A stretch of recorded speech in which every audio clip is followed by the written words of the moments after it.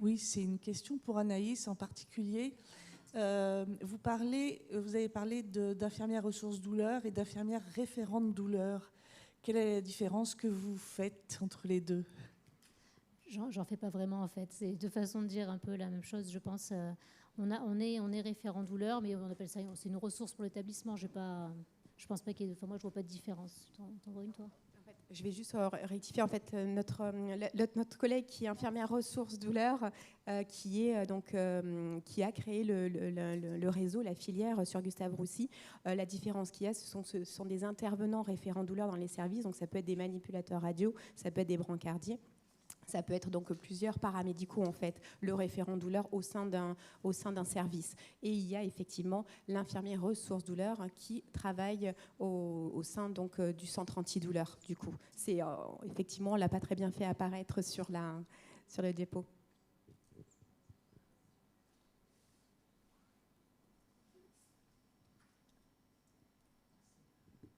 Ouais, en attendant qu'il y ait d'autres questions, éventuellement, on a parlé plusieurs fois des salaires des IPA, de la différence de salaire, et souvent j'ai cette question-là, donc je me suis dit que ça vous intéresserait peut-être, en attendant que vous ayez des questions. Alors on a une grille indiciaire spécifique dans la fonction publique hospitalière. Ce qu'il faut savoir, c'est que quand on change de grille dans la fonction publique hospitalière, on est repris à un indice majoré égal ou immédiatement supérieur. Moi, à titre indicatif, ma différence de salaire, c'était 30 € de plus brut par mois quand j'ai changé, quand je suis passé sur la grille IPA. Autant vous dire que je ne me refusais plus rien. 30 € de plus brut par mois, c'était Noël tous les jours. Mais bon, il faut voir sur le long terme, la grille en termes d'évolution de carrière est plus intéressante. Mais c'est vrai que ça peut être frustrant au bout de 2 années de formation de n'avoir que ça. Dans le privé, il n'y a pas de recommandation pour la FEAP, la Fédération des établissements privés.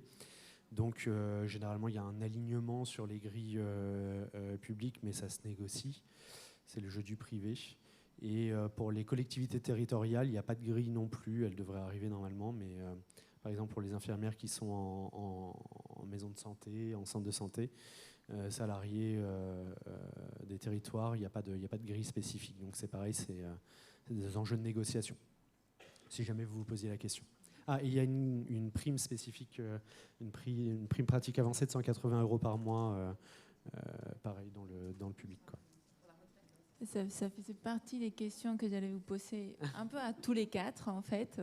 S'il faut un peu défendre entre devenir IPA à partir de 2 années à l'université versus les salaires qu'on va obtenir, ou par exemple le protocole de coopération qui permet déjà 100 € brut, mais peut-être garder des autres avantages, parce que on sait que il faut savoir aussi que les modèles de horaires, ça peut varier. Il y a certains endroits, enfin la PHP, je crois, qui est restée sur 2 horaires, et du coup, si vous faites des heures sup, c'est compté. Je sais pas. Oui, on est. Alors, c'est pareil, il y a des enjeux de négociation derrière. Il y a des endroits où ils ont proposé le forfait aux IPA. Il y a des endroits où ils l'ont un petit peu forcé la main, ce qui n'est pas tout à fait réglementaire d'ailleurs. Mais on peut travailler en décompte horaire et donc compter ses heures sup. C'est ça. Des autres endroits, c'est forfait cadre, bref. Donc il y a tout ça. Et après, voilà, versus, par exemple, avoir 100 € brut avec un protocole de coopération. Comment on défend finalement quelle évolution on veut vers l'avenir? Parce qu'on pourrait se dire, comme Karine l'a montré, finalement, entre l'IRD et l'IPA, toutes les missions, c'est oui, tout est commun, sauf la prescription. Comment on défend finalement l'effet de devenir IPA? Ou au contraire, rester IRD avec un protocole de coopération? Bonne question. Je pense aussi pour les futurs, enfin, parce que après c'est ces enjeux-là qui sont demandés à défendre face à des directions. Et aujourd'hui, l'enjeu argent est énorme. On sait très bien qu'une direction pourrait très bien dire non, mais déjà vous allez m'écouter moins cher avec un protocole de coopération, et en plus vous allez être disponible pratiquement tout le temps, et immédiatement, versus vous envoyez 2 années à la fac, je vais vous perdre, et après vous allez en plus m'écouter un peu plus cher. Donc comment on peut argumenter ça et défendre cette évolution? Moi, j'aimerais dire déjà que si l'établissement nous laisse avoir déjà à argumenter, c'est une bonne idée, parce que s'ils font le choix pour nous, déjà, c'est râpé dès le départ.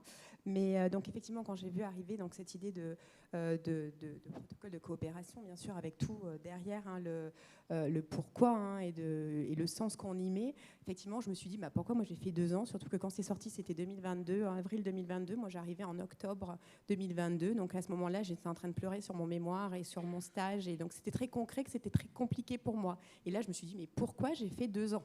Quelle bonne idée! Donc effectivement, après, c'est un nouveau métier. Donc effectivement, il va se passer quelques années où finalement on va avoir un peu de temps à se chercher, à pouvoir montrer les valeurs ajoutées et complémentaires en fait, ajoutées et complémentaires sur les prises en charge. C'est ce qu'on a essayé de faire un peu ressortir avec Anaïs. C'est le bon patient pour le bon soignant finalement. C'est quelque part se positionner sur comment est le patient et quel soignant il aurait besoin dans sa prise en soin. Qu'on puisse imaginer une montée en compétence des IRD pour qu'elles puissent au sein des centres antidouleurs pouvoir accompagner au plus près sur les besoins des patients, ça a tout son sens clairement. Je suis tout à fait d'accord. En fait, on s'est aussi posé la question, hein, pourquoi on irait sur le protocole de coopération, puisqu'on veut aller sur IPA, on va se mettre en fait un truc dans le pied. Voilà, ça c'est... cependant, on voulait faire aussi évoluer cette profession, ses compétences de l'infirmière ressources douleur. C'était un moyen. Alors, j'ai envie de dire que les infirmières ressources douleur qui ont mon âge, IPA, moi je ne vais pas y aller, quoi. Enfin, ça c'est clair que j'ai passé l'âge. Les générations futures, évidemment que je les encourage à aller dans ce sens-là, pour toutes les raisons qui ont déjà été évoquées. Et c'est pour ça que d'ailleurs on veut continuer à aller sur ce point-là. Mais j'ai envie de dire que pour celles qui ont mon âge, on va pouvoir en fait aussi valoriser ce qu'on fait déjà depuis des années en fait. Et ça va être une reconnaissance déjà de ce qu'on fait depuis des années. Et puis, j'ai perdu le fil, mais il y a aussi l'endroit. Alors c'est génial, à Gustave Roussy, il y a une grande équipe. Il y a cette possibilité-là. J'ai envie de dire que tout ce que vous faites à plusieurs, c'est ce qu'on fait dans une structure plus réduite. Voilà, il y a aussi ça. L'enjeu, il est là. Les moyens ne sont pas les mêmes non plus. Donc voilà, il y a différentes choses qui font que on est passé par ce protocole. Alors, on le sait très bien, hein, il y a des pour, il y a des contre, il y a etc., etc. Nous, on souhaitait, à la commission infirmière, faire évoluer et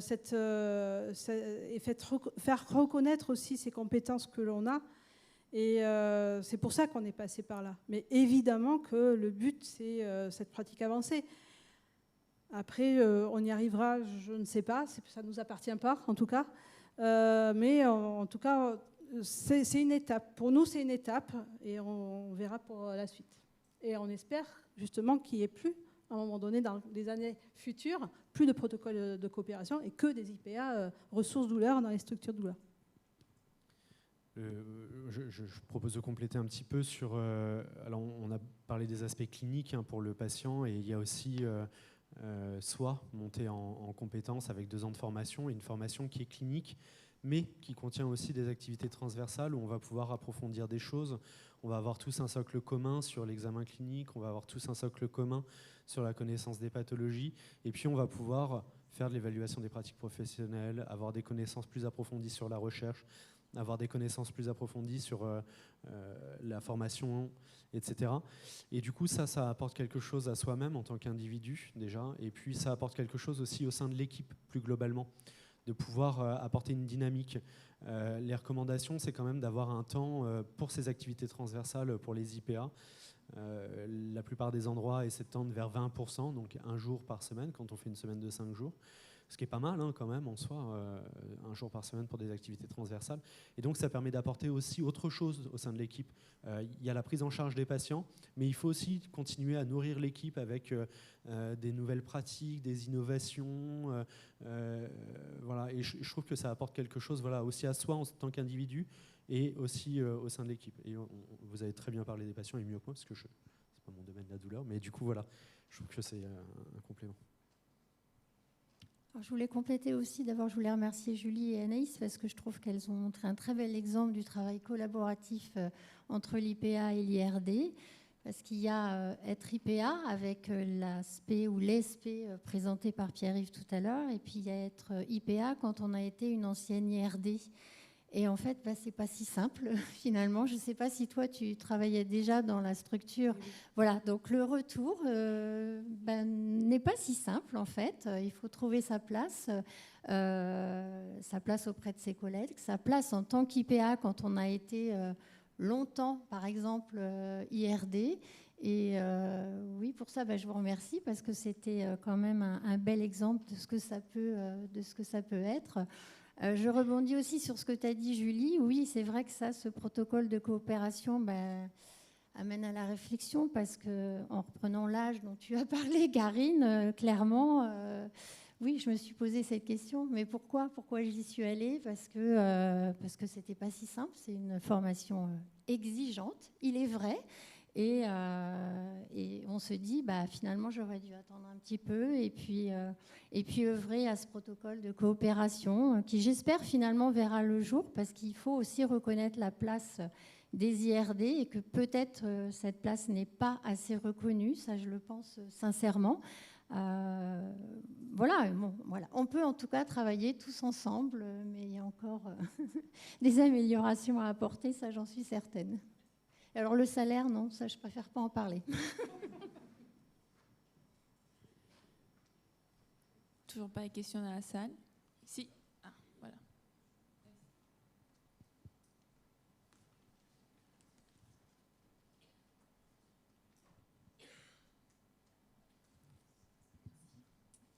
Je voulais vous demander s'il y a un avenir de collaboration IPA-IRD dans les centres privés. Parce qu'aujourd'hui, dans le privé, on est référent douleur, mais les IPA douleur, on n'en entend pas du tout parler, ça ne fait pas du tout partie des plans de formation qui potentiellement peuvent nous être proposés. Donc, comment ça va évoluer ?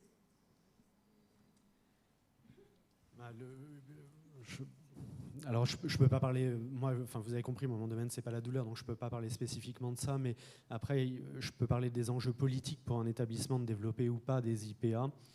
Un des points positifs pour l'établissement, c'est la valorisation de l'activité infirmière, puisqu'il y a, tu le disais, des forfaits trimestriels qui permettent de valoriser l'activité IPA. Une consultation infirmière, c'est pas facturable.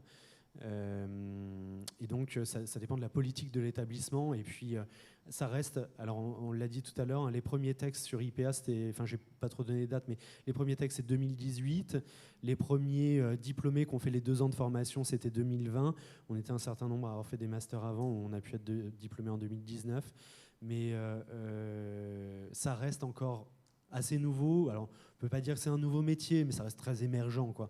Et donc, il y a des établissements dans lesquels ça n'a pas encore infusé, ces pratiques-là.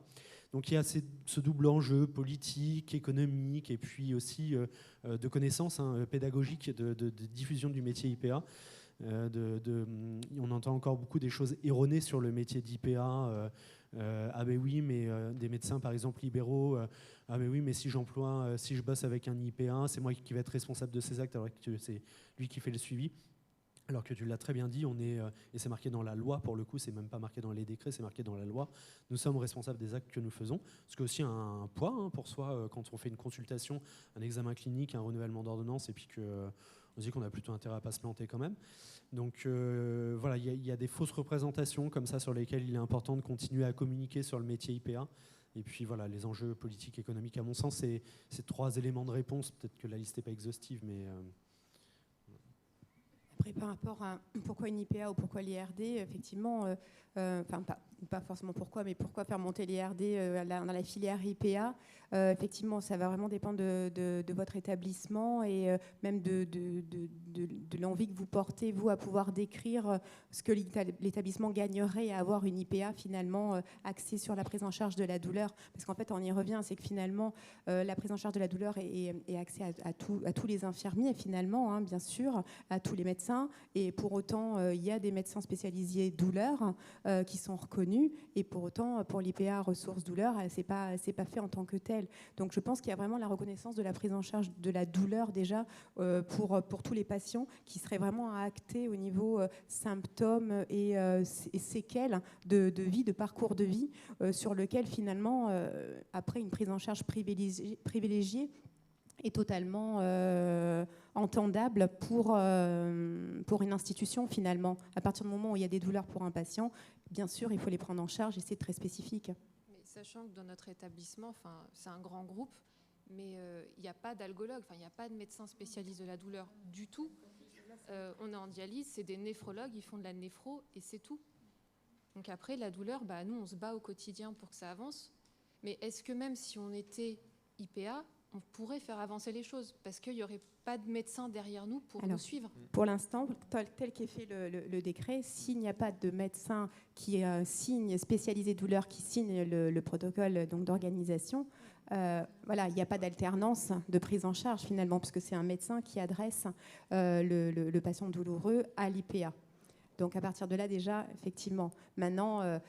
tendre à sensibiliser finalement cette prise en charge de la douleur et cette spécificité de la prise en charge de la douleur dans les parcours de soins de nos patients, finalement, c'est peut-être là tout l'enjeu aussi des IRD, finalement, des structures ou de tous les soignants finalement qui se sentent concernés par la prise en soin de la douleur auprès de leurs patients, puisque finalement c'est ça qui est à défendre derrière, c'est que finalement on se rend compte que c'est la prise en charge de la douleur, même si ça fait partie des plans cancer, des plans douleur, finalement voilà, on se rend compte que pas tous les établissements ont fait le choix de former des IPA pour les mettre sur la prise en charge de la douleur. Je fais partie on est quelques-unes, en tout cas en oncologie, on est peu. Pour autant, il y a de plus en plus de possibilités, et c'est une très bonne chose, hein, de parcours sains, de parcours pneumo, voyez. Et donc, moi, j'ai effectivement la chance que mon établissement a fait ce choix-là. Je ne vous cache pas que je l'ai âprement défendu, mais que ça a été donc un parcours hein, pour en arriver là. Mais effectivement, mon établissement m'a suivi. Et toute l'équipe m'a suivi et au jour le jour, du coup, c'est vraiment un travail de collaboration avec les IRD, avec les médecins et porté aussi par... C'est un travail qui est complètement différent, surtout c'est ça en fait. L'IPA va vraiment décharger les médecins. Elle va vraiment agir sur le niveau. Donc justement, quand il y a peu de médecins disponibles, c'est une vraie plus-value, j'imagine, parce que c'est vraiment... elle peut prendre une grosse partie de la file active et elle est là... Elle fait des consultations et elle va faire son examen clinique toute seule, chose que nous ne faisons pas. Donc on n'a vraiment pas du tout le même travail en fait. On travaille ensemble, mais c'est très différent et c'est vraiment pour décharger plutôt les médecins.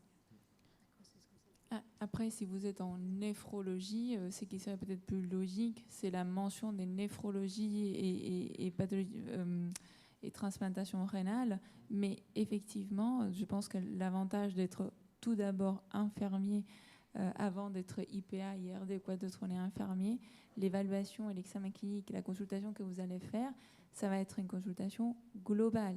Vous n'allez pas seulement voir la durée du patient et son bilan rénal. Donc, dans vos propres évaluations, si vous êtes IPA en néphro, la douleur en fera partie. Et du coup, si votre protocole d'organisation que vous signez avec vos néphrologues, la prise en charge de la douleur, les renouvellements d'altalgiques ou des choses comme ça en font partie, ça peut passer par ce biais-là. Vous voyez, c'est comme dit Julie, finalement, par exemple, en oncologie, on a eu très peu de centres de lutte contre les cancers qui ont suivi comme Julie. Moi, avant, j'étais IRD aussi. Et moi, on m'a choisi me mettre sur les parcours d'oncologie digestive. Bon, finalement, c'est là où il y a les plus de patients douloureux. Donc, c'est un autre moyen d'intégrer. Mais on fait des évaluations globales. Donc, et ça, les médecins ne les verront probablement pas. Mais c'est à vous de vous défendre cette position-là. Je voudrais juste faire une précision, parce que je l'ai entendu souvent de parler de IPA douleur, ça n'existe pas. Julie, Esther, elles sont IPA, elles ont une mention cancéro, mais elles n'ont pas une mention douleur. Et nous, ce qu'on veut tendre, c'est sur cette dimension douleur. Elles sont IPA dans des structures douleur parce qu'elles ont été IRD avant. Et c'est cette précision que j'aurais voulu vous apporter parce que souvent, il y a des confusions et non, la mention douleur, elle n'existe pas pour le moment. Alors, je complète la précision puisque je suis aussi IPA et douleur. Et moi, j'ai l'option PCS, donc pathologie chronique stabilisée. Donc, il s'avère que l'hôpital où je travaille, l'hôpital Necker, où il y a quand même beaucoup de pathologies chroniques plus ou moins stabilisées, j'ai quand même trouvé ma place d'IPA. Alors, on ne dit pas IPA douleur, hein, mais travaillant dans une équipe douleur. Et avec quand même cette fonction de douleur et qui plus est soins palliatifs et qui plus est pédiatrie. Donc là, il n'y a vraiment pas cet aspect-là. Mais c'est vrai que du coup, les enseignements ne sont pas spécifiques à la prise en charge de la douleur, mais finalement, on pourrait la retrouver dans chacune des mentions qu'on a vues. Hein, la mention urgence aussi, etc., avec 2 types de douleurs, moins chroniques, plus aiguës, quoique. Et du coup, c'est vrai que si l'idée, c'est de pouvoir améliorer la prise en charge de la douleur par une formation IPA, il faut probablement une formation complémentaire ou une grosse expertise ou une formation à l'intérieur du service, mais probablement qu'effectivement, le DU douleur est probablement à recommander en supplément, quoi. Et c'est le cas pour toutes les spécialités. Finalement, on a vu la mention pathologie chronique stabilisée, prévention et polypathologie courante en soins primaires, là, celle qui est vachement longue à dire. Ouais, mais non, c'est moins chic. Et ouais, on a un groupe de pathologies comme ça, donc finalement c'est bien parce qu'on voit plein de trucs, mais est-ce qu'on est expert dans quelque chose? Je ne suis pas sûr. Et finalement, dans chacune de ces mentions-là, il y a un moment où il faut continuer de se former, quoi qu'il en soit. C'est une formation généraliste où on a vu, il y a des compétences transversales, des compétences cliniques, et ça ne fait pas de nous des parfaits experts dans chacune de ces mentions-là. Donc il faut continuer de se former, quoi qu'il advienne, et c'est probablement particulièrement vrai dans le domaine de la douleur.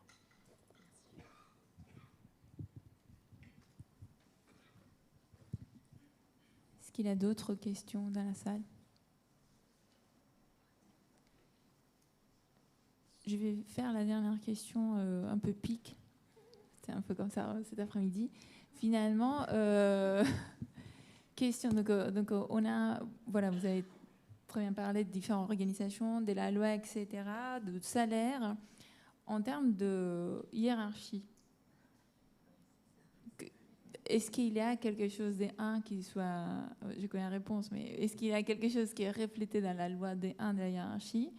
Et des 2, si on n'a pas, comment ça se passe en pratique? Parce que finalement, on sort, si on est IPA, avec un grade master, donc on a un bac plus 5, on n'a pas la reconnaissance ou pas trop la reconnaissance salariale, hiérarchiquement parlant, parce qu'on n'est plus complètement infirmier, on n'est pas médecin. Comment ça se passe?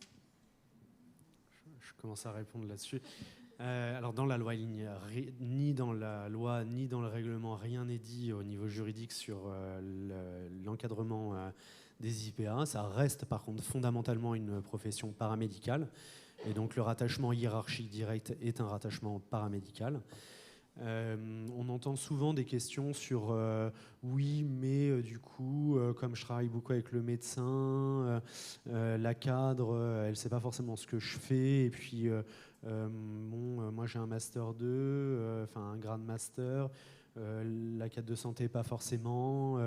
Est-ce que c'est vraiment la bonne personne pour m'évaluer? Dans le management, le principe du management, c'est pas forcément de savoir faire ce que fait l'autre, mais de savoir l'organiser.